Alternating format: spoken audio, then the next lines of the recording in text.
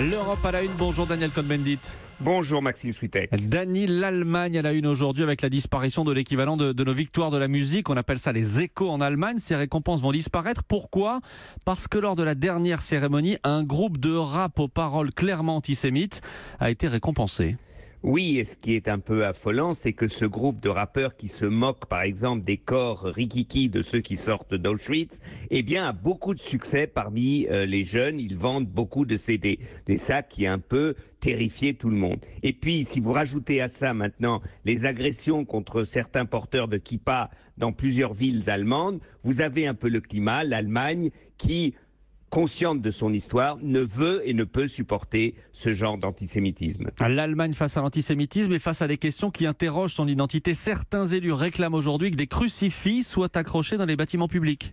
Certains élus, c'est un euphémisme, Maxime. C'est le ministre-président de Bavière qui rêve d'une révolution conservatrice et symbole de cette révolution conservatrice pour redonner une identité, entre guillemets, à l'Allemagne, c'est de mettre des crucifixes dans tous les bâtiments publics de la Bavière. Évidemment, c'est constitutionnellement un problème, les gens réagissent contre, mais cela démontre vraiment que, comme partout en Europe, cette question d'identité d'une société devient quelque chose de très brûlant en Allemagne. C'est ce que j'allais vous dire, tout ce dont on vient de parler, c'est le signe d'un peuple qui cherche aussi son identité.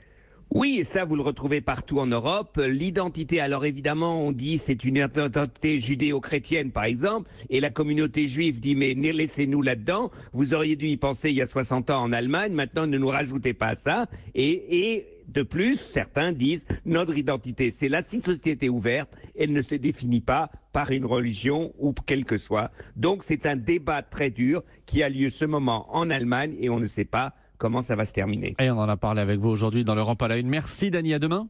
À demain Maxime, ciao ciao. Europe 1.